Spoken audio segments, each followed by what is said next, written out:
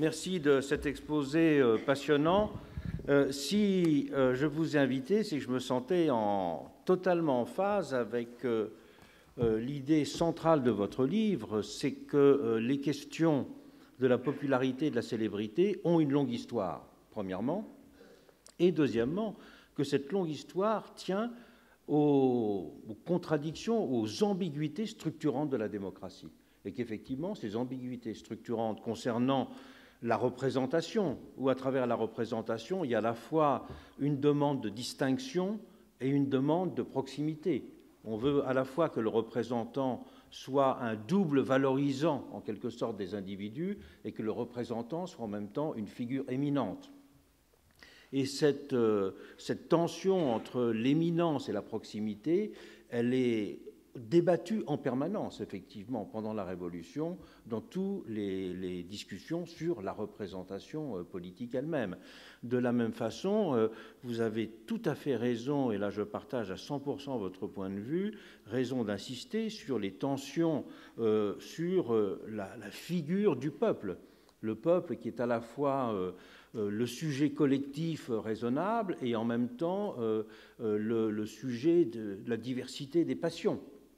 Et ça, c'est justement, Mirabeau avait fameusement discuté cette question au moment où il s'est agi de donner une dénomination à l'Assemblée nationale à la fin des États généraux. Il est intervenu de façon très, très vigoureuse dans ce débat. Et avec tous ceux qui pensaient que le mot peuple disait à la fois trop et trop peu, disons.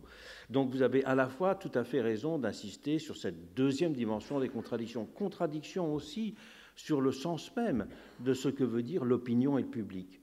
Et vous n'avez pas cité le nom de l'auteur du Patriote français, parce que les articles du Patriote français sont anonymes, mais c'est Brissot. C'est Brissot qui est le grand théoricien, justement, enfin, je pense, le plus grand théoricien de l'opinion pendant la Révolution. Donc je suis tout à fait d'accord avec tous ces éléments-là et je trouve que votre livre a tout à fait raison et amène à rompre, je dirais, avec les lectures un peu superficielles de la médiatisation qui pense qu'au fond tout ça est né très, très récemment.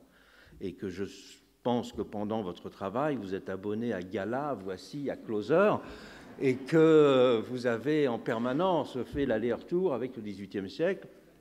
Moi, quand j'étais en train d'écrire mon livre sur la légitimité démocratique, les chapitres sur la proximité, moi aussi, je lisais ces journaux toutes les semaines. Et ce qui était effectivement frappant, c'est de voir que dans cette notion de célébrité, il y avait à la fois la distance, mais des personnages qui étaient approchés par leurs plus petits aspects.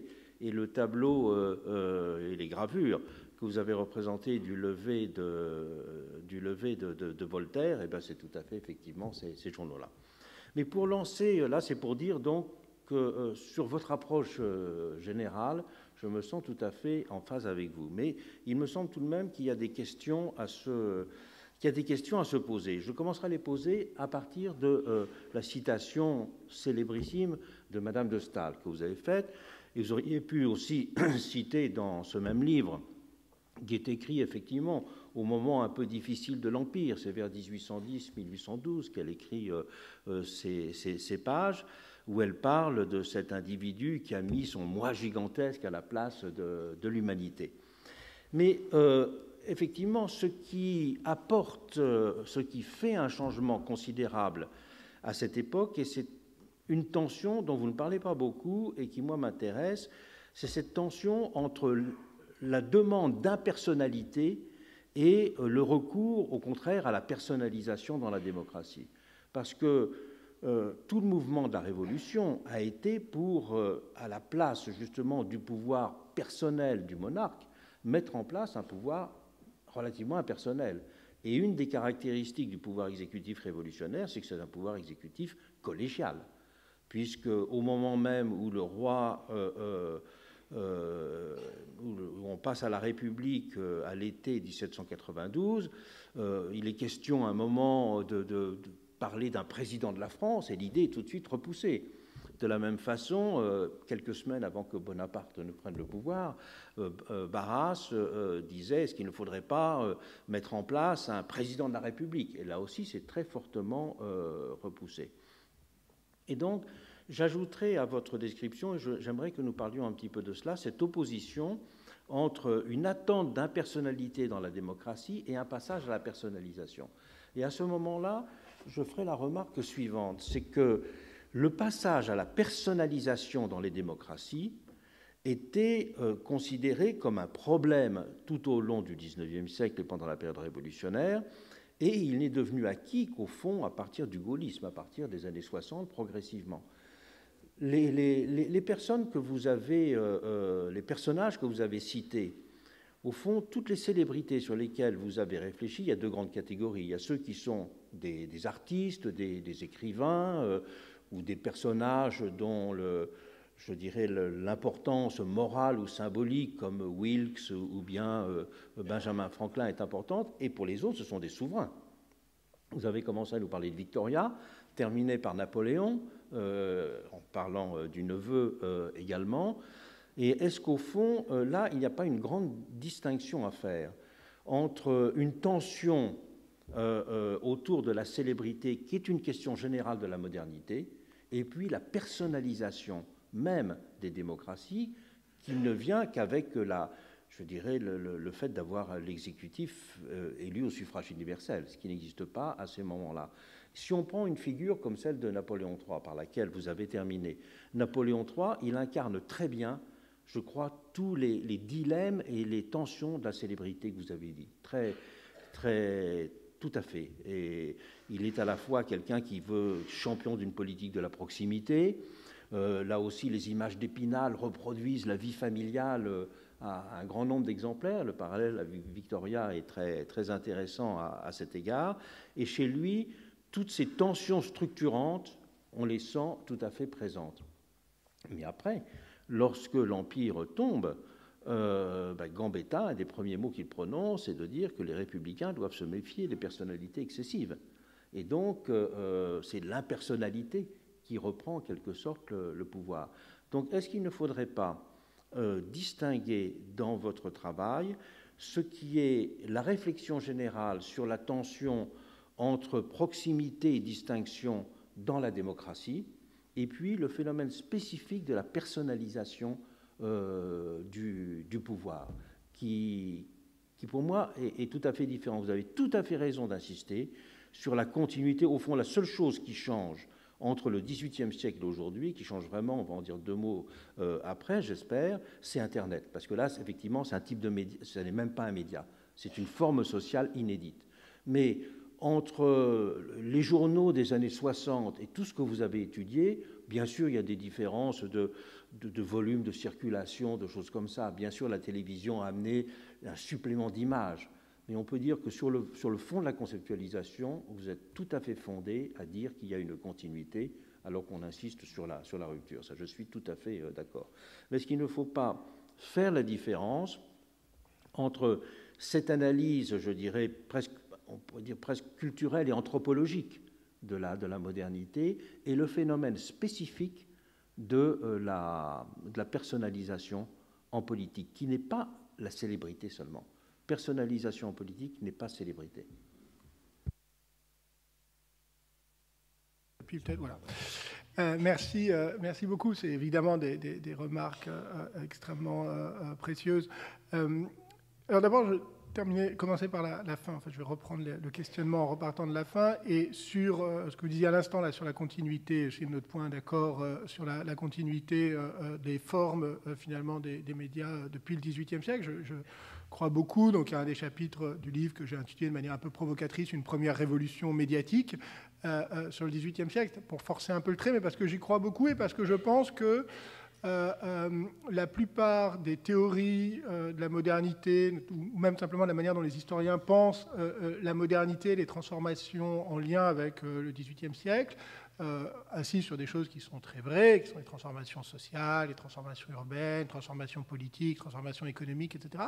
Mais que la transformation absolument fondamentale au cœur quand même d'une sociologie ou d'une anthropologie de la modernité, qui est celle de la multiplication des interactions médiatiques et de ses conséquences sur l'ensemble des champs d'activité, aussi bien sur l'activité culturelle, le monde culturel, que sur la gestion des relations, des notoriétés sociales et des réputations, que sur le champ politique, on y vient, a été, je dirais quand même, plutôt sous-étudiée. Et d'ailleurs, la sociologie traditionnelle, classique, dont la grande question était, enfin, la sociologie du début du XXe siècle, dont la grande question était la question de la modernité, finalement, il me semble, n'a pas donné toute sa part à cette question des transformations, des formes d'interaction médiatique. Donc je suis content, et je pense qu'effectivement, on a là une grande continuité qui permet de penser. Alors, elle permet de penser quoi? Elle permet justement, à mes yeux, de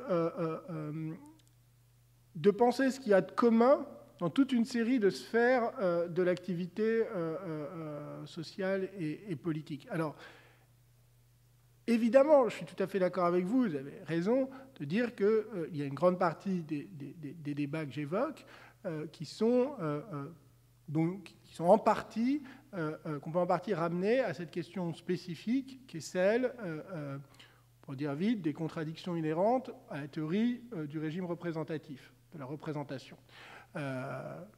Vous-même, vous l'avez bien montré, Bernard Manin, sur lequel je m'appuie, a très bien montré aussi qu'il y a à la fois ce principe, il y a toujours à la fois un principe démocratique et un principe, au fond, aristocratique dans la représentation. Bon. Donc, cette tension et donc le besoin de proximité que ça implique pour quand même faire fonctionner ce modèle représentatif est évidemment très présent dans ces éléments de discussion. Mais est-ce qu'il faut l'autonomiser?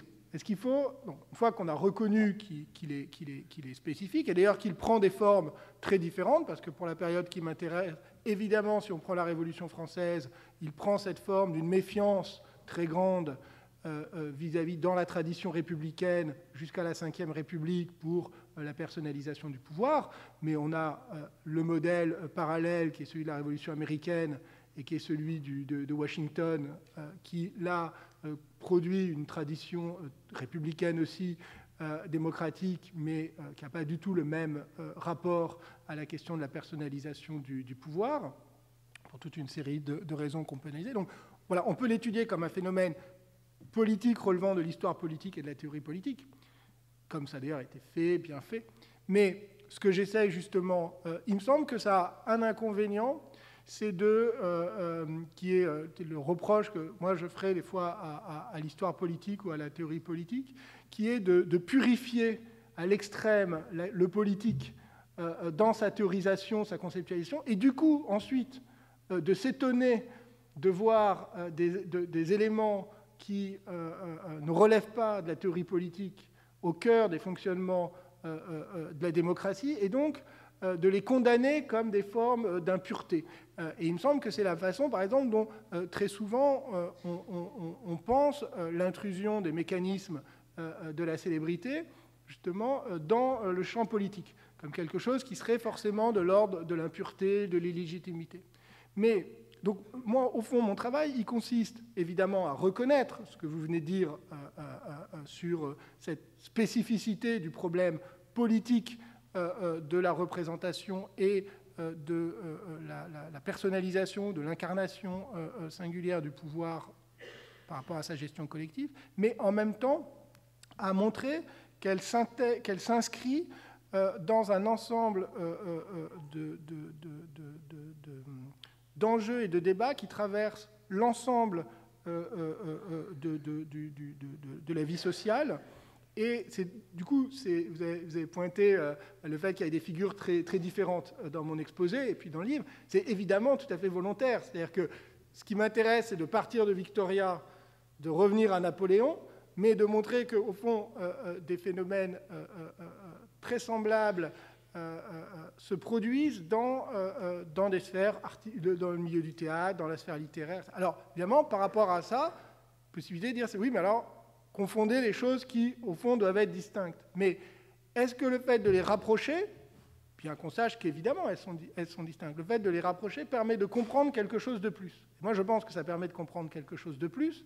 Ça permet de comprendre le fait que les démocraties modernes, à la fois héritent de toute une série de théories politiques, ont une part qui est neuve, qui est évidemment la théorie en partie neuve, qui est la théorie de la représentation politique fondée aussi sur le droit naturel moderne, mais elles ont aussi une spécificité qui est de se développer à partir de la deuxième moitié du XVIIIe siècle dans un contexte social et culturel nouveau, qui est celui justement de sociétés à très fortes interactions médiatiques. Ce qui fait qu'il me semble que dans ces débats, par exemple sur la Révolution, on gagne à regarder, pas simplement à essayer de voir ce qui est spécifiquement politique, mais à regarder ce que j'appelais le recouvrement entre les questions suscitées par les questions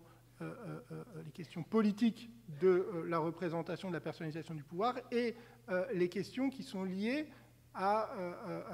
au rôle des médias dans justement ce rapport de proximité-distance, qui fait que, par exemple, l'enjeu se pose très différemment dans la popularité moderne que dans les formes d'acclamation traditionnelles, qui là aussi étaient le lien du souverain. Voilà, je ne sais pas si ça répond à votre question, mais... Moi, je suis tout à fait d'accord avec vous pour dire que la contradiction que l'on voit à l'œuvre à l'intérieur de la représentation, elle a une racine plus profonde. Et cette racine plus profonde, c'est tout simplement la naissance de la société des individus. Et ça, vous avez tout à fait raison de dire qu'il est enrichissant de montrer que cette contradiction n'est pas simplement sur le terrain politique, mais qu'elle est sur un terrain pratiquement anthropologique. Et qu'à ce niveau-là, le mécanisme de la célébrité montre bien comment faire société avec autrui, c'est à la fois reconnaître une singularité et en même temps une forme d'identité à autrui.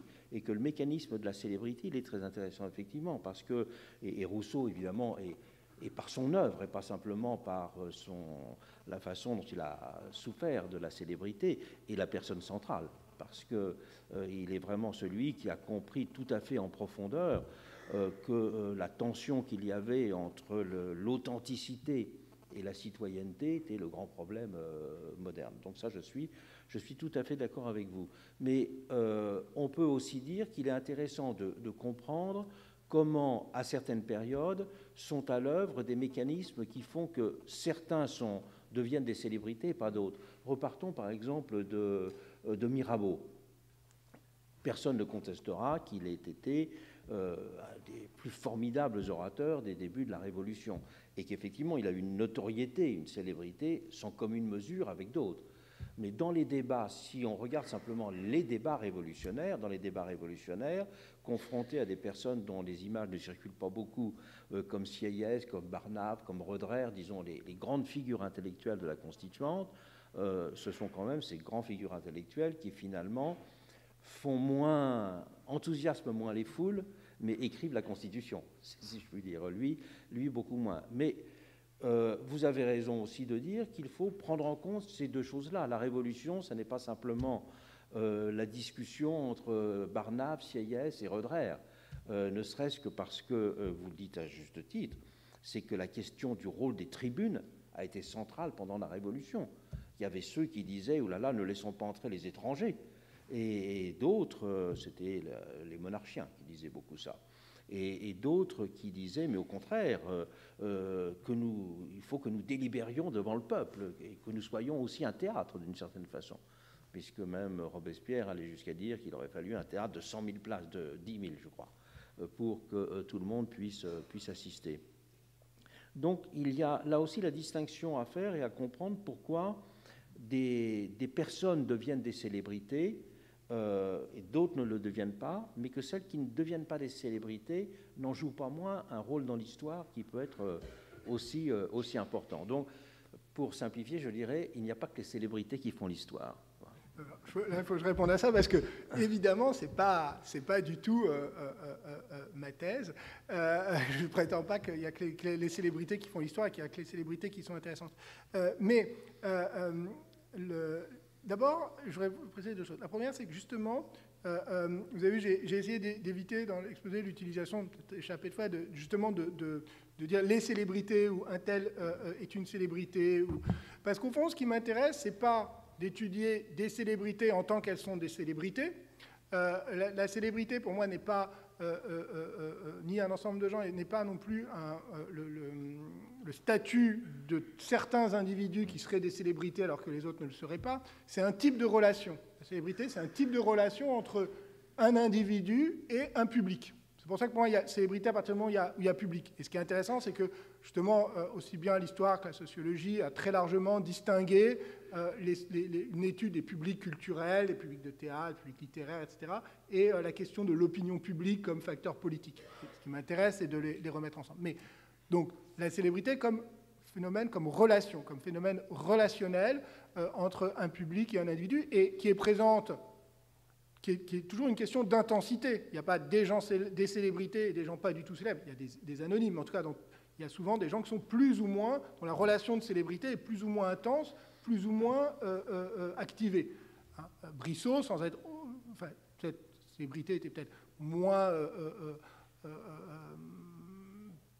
évidente, se manifestait sous des formes moins spectaculaires que celle de Mirabeau, mais enfin, néanmoins, était évidemment une figure célèbre. Donc, premier élément. Et du coup, si on dit ça, ce qu'on comprend, c'est qu'il ne s'agit pas de dire on va étudier les gens célèbres et les autres ne comptent pas, mais au contraire, mais de dire qu'est-ce que cette relation fait, comment est-ce qu'elle travaille la question spécifiquement politique. Et de dire que cette relation, et ce qu'elle implique, n'est pas quelque chose qui serait extérieur à la politique et qui la parasiterait, elle est la réverbération dans l'espace proprement du politique d'une série de transformations qu'effectivement on peut appeler anthropologiques ou sociologiques de la modernité.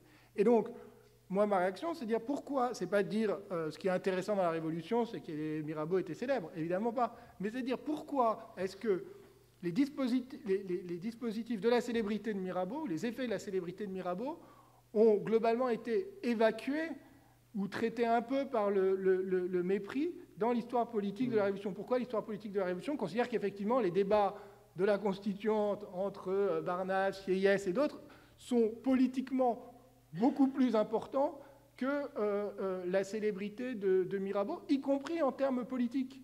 Et il y en a un qui savait qu'il n'est pas le plus mauvais historien de la Révolution et qui savait très bien à quel point elle était importante, c'est Michelet.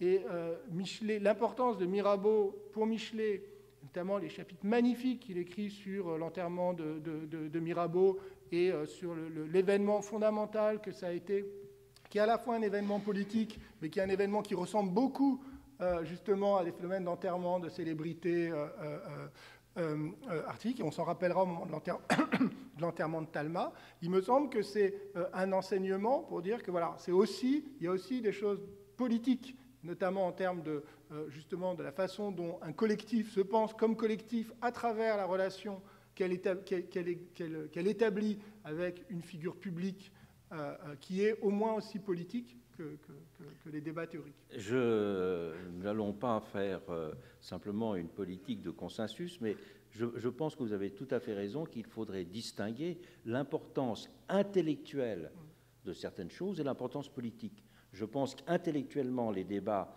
entre Sieyès et Roederer ou Barnave sont plus importants, mais que politiquement, il est aussi important de tenir compte, effectivement, de l'apport, ou de la contribution, ou de la place, ou du rôle de quelqu'un comme Mirabeau. Ça, je suis tout à fait d'accord. Il y a une question sur laquelle j'aimerais vous interroger, c'est que je suis tout à fait d'accord aussi avec l'idée que la célébrité est une relation. Mais une relation, ça veut dire qu'il y a la dimension démocratique qu'il y a, c'est qu'une possibilité d'appropriation. Alors qu'effectivement, ce qui était de l'ordre de la gloire, il n'y a pas d'appropriation, il y a une contemplation, si je puis dire. Alors que là, la célébrité, on peut s'approprier la célébrité. Je crois que c'est du XVIIIe siècle, des journaux, enfin des pamphlets ou des images que vous avez citées sur Marie-Antoinette aux journaux People d'aujourd'hui, c'est bien la même chose. Il y a un mécanisme d'appropriation.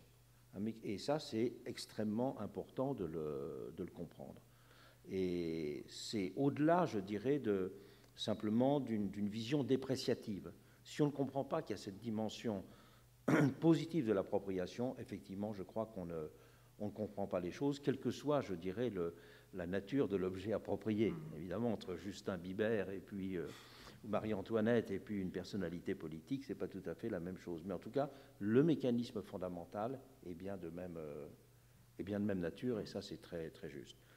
Comme il ne nous reste plus beaucoup de temps, j'aimerais tout de même, il n'est pas utile de montrer à quel point ces analyses sont valables pour aujourd'hui. Je crois que ce n'est pas la peine de faire des traductions, tout le monde l'a compris mentalement, instantanément. Mais il y a tout de même effectivement une différence, je l'ai mentionné très rapidement tout à l'heure, c'est que Internet introduit une distinction parce que ce n'est pas un nouveau média. Le changement des médias, de la radio, de la télévision, introduisent des changements quantitatifs, mais pas intellectuellement qualitatifs, ne changent pas la nature du problème, je suis fondamentalement d'accord avec vous. Mais Internet change complètement. Internet change complètement parce que Internet, pour la première fois, donne en quelque sorte une forme matérielle à l'opinion. C'est-à-dire qu'avant Internet, l'opinion, elle est toujours représentée. Elle est représentée par des voix connues, elle est représentée par des sondages, elle est toujours en quelque sorte approchée par des mécanismes de représentation. Et là, Internet, effectivement, on peut dire l'opinion publique, elle existe matériellement, elle existe physiquement. Et donc, ça change complètement parce que je suis très frappé du fait qu'on emploie souvent pour Internet des termes qu'on employait pour le terme de peuple au XVIIIe siècle, où le mot peuple, il charriait à la fois le plus inquiétant et le plus rassurant, le plus vulgaire et le plus terrible, et en même temps le plus rationnel. Et Internet, c'est ça aussi. C'est à la fois le rationnel et l'irrationnel, l'inquiétant, le terrible, et puis la délibération publique. Donc comment vous voyez que cette rupture, je pense qu'on peut dire vraiment cette rupture, qu'introduit Internet en changeant le sens même du terme opinion publique, modifie cette question de la célébrité, parce que il y a une diffusion un peu de cette question, non ? Oui, c'est une question qui est très difficile. Hein, à vrai dire, je pas d'expertise précise dans le livre, justement. Je suis tout à fait d'accord avec vous. Il y a une intensification avec la cinéma, la télévision, etc., mais qui ne modifie pas radicalement les coordonnées du problème. Internet, d'abord, c'est compliqué parce qu'on manque encore de recul, d'études. On a des avis, on observe, voilà, on est en tant qu'observateur, mais on manque, il y a des travaux comme ceux de Dominique Cardon, etc., qui permettent d'essayer de comprendre un peu la manière dont les choses fonctionnent. Ce qui est frappant, pour rebondir sur ce que vous disiez, c'est à la fois, effectivement, il y a des éléments de rupture en termes de forme de dispositifs de communication, ça c'est très clair. Et en même temps, comme vous le disiez vous-même, la façon dont les enjeux portés dont les conséquences de ces nouveaux dispositifs sont pensés, reproduit des tensions, des contradictions qui sont finalement dans les termes, en tout cas pour l'instant, dans le commentaire qui est porté dessus, dans des termes très classiques depuis le XVIIIe siècle, c'est-à-dire cette ambiguïté, ambivalence. Et à mon avis, c'est une ambivalence par rapport justement à l'intensité des appropriations. Vous parliez tout à l'heure de ce qui, à mon avis, est renforcé par Internet, c'est deux choses. C'est d'une part les possibilités d'appropriation de la célébrité et de la notoriété, mais au point que cette appropriation, ce qu'elle est toujours, les sociologues de la culture ont bien montré que toutes les formes d'appropriation sont des formes productives, formes de création. Évidemment, Michel de Certeau est un des premiers à citer là-dessus. Mais aujourd'hui, c'est justement cette capacité cette dimension créative des appropriations des messages culturels ou sociaux qui est vraiment matérialisée dans Internet. À mon avis, c'est ça qui le modifie.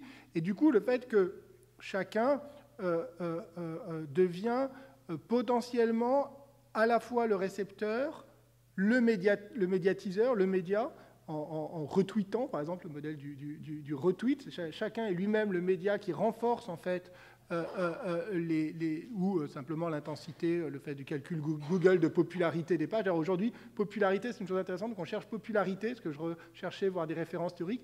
Les rares articles qu'il y a sur la popularité, c'est des articles sur le calcul de la popularité des pages Google. Donc le sondage, le calcul mécanique par la machine du sondage, par des formes d'appropriation qui sont le fait de cliquer sur une page pour aller voir. Et chacun devient aussi, l'accès, pour le coup, à la célébrité et à des célébrités fugitives devient aussi plus ouvert. C'est-à-dire que la phrase tellement citée, tellement galvaudée sur le quart d'heure de célébrité, qui était quand même une plaisanterie, commence à avoir potentiellement un moment de réalité. Donc je crois que c'est ces choses-là qu'il faut essayer de penser. Ben c'est très bien, nous terminons sur des questions et donc nous continuerons la semaine prochaine.